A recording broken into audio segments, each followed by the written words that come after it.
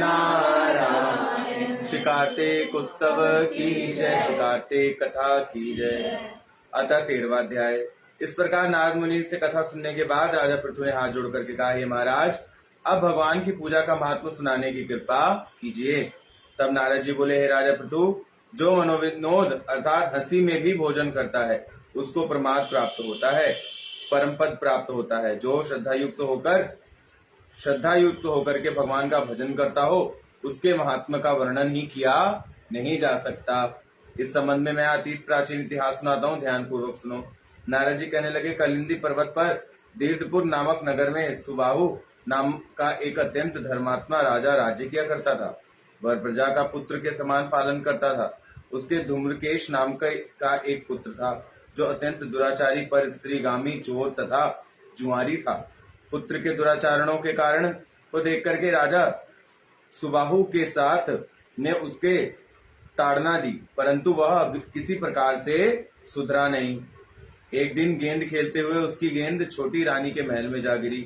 जब वह गेंद लेने के लिए महल के अंदर गया तो रानी उस पर मोहित हो गई और उन दोनों ने कामंद होकर के भोग विलास किया। जब राजा को इस बात का पता चला तो उसने कुमार को प्राण दंड न दे करके देश से निकाल दिया। अब राजकुमार वन में रहकर प्रतिदिन मांस मदिरा खाता पीता तथा रात्रि को वैश्याओं के यहाँ निवास किया करता था। चोरी आदि करके जो भी द्रव्य लाता वह सब वैश्याओं को दे देता। इस प्रकार घूमते फिरते एक दिन वह वृंदावन में आ गया। कुछ समय बाद उसने सत्यव्रत नामक एक परम विष्णु भक्त को देखा जो अपना सब घर बार छोड़ करके कार्तिक मास में भगवान का पूजन करता तथा केवल कंदमूल फल खाता रहता था। वह भक्त नित्य प्रतिदिन भगवान से प्रार्थना करता कि हे भगवान, इस दुख रूपी संसार में डूबे रहे मुझ दीन की आप रक्षा करें। मैं राधा जी सहित आपको बार बार नमस्कार करता हूँ। प्रेम मग्न होकर वह कभी कभी रोने भी लगता। धूम्रकेश ने उसे भक्त की जब यह क्रिया देखी तो रात्रि को वैश्यों के घर आकर मिट्टी की एक मूर्ति बनाकर वैसे ही सब कृत्य किया और अंत में स्तुति आदि करके वैश्य के घर में ही सो गया। देवयोग से राजा के दूतों ने भी उसे उस समय वहां आ गए और उनके हाथ में धूम्रकेश मारा गया। अब यमदूत उसको महापापी समझकर मारते हुए पकड़कर यमराज के पास ले गए। धूम्रकेश को देखते ही यमराज अपने सिंहासन से खड़े हो गए और पाद अर्घ आदि देकर के उसका आदर सत्कार करना प्रारंभ कर दिया। फिर अपने दूतों को फटकारते हुए कहा कि तुमने धिक्कार है, जब हमने यह आज्ञा दी हुई है कि विष्णु भक्तों को यहाँ मत लाओ, फिर भी तुम धूम्रकेश को यहाँ पर क्यों लाए हो। उसने कार्तिक मास का व्रत वृंदावन में चाहे हास्य से ही किया, मगर फिर भी वह वैकुंठ में जाने का अधिकारी है। क्या ही बात है। तत्पश्चात यमराज धूम्रकेश से बोले, भगवान की भक्ति 9 प्रकार की होती है। उनकी कथा सुनने से राजा परीक्षित, कीर्तन से सुखदेव जी, स्मरण से प्रहलाद, पाद सेवा से लक्ष्मी, पूजा से पृथु, वंदना से अक्रूर, दास भाव से सुग्रीव, मित्र भाव से अर्जुन तथा आत्मनिवेदन से राजा बलि जिस प्रकार परम पद को प्राप्त हुए हैं, उसी प्रकार चाहे हास्य से ही तुमने भगवान की पूजा की, मगर फिर भी तुम स्वर्ग के अधिकारी हो। यद्यपि अंत समय से पूर्व किए गए अपने कर्मानुसार तुम नरक के अधिकारी थे, तथापि अब निश्चय ही तुम्हें वैकुंठ प्राप्त होगा। कार्तिक मास में की हुई भगवान की पूजा निरर्थक नहीं जा सकती। जहाँ पर भगवान शालिग्राम है वहीं पर गंडकी नदी तथा अन्य सारे तीर्थ वहीं विराजमान है।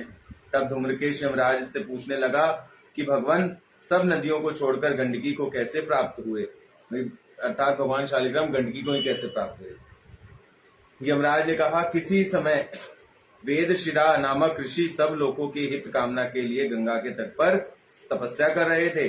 उनकी इस घोर तपस्या से भयभीत होकर के इंद्र ऋषि की तपस्या भंग करने के लिए मंजुघोषा नाम की अप्सरा को भेजा।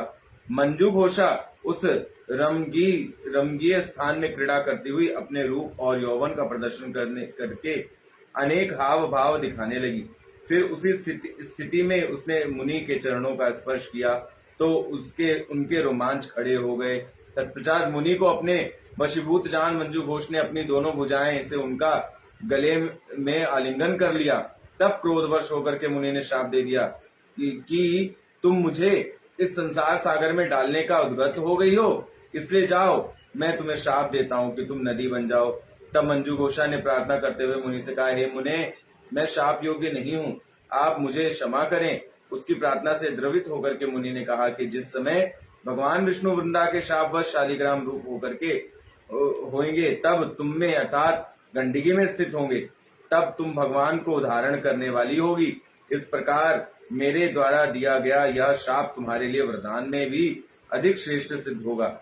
यमराज कहने लगे, हे राजकुमार, अब तुम विष्णु लोक को जाओ।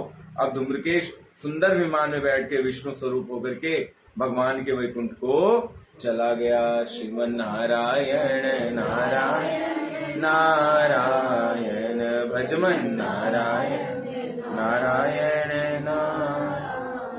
ओ लक्ष्मी नारायण नारायण नारायण।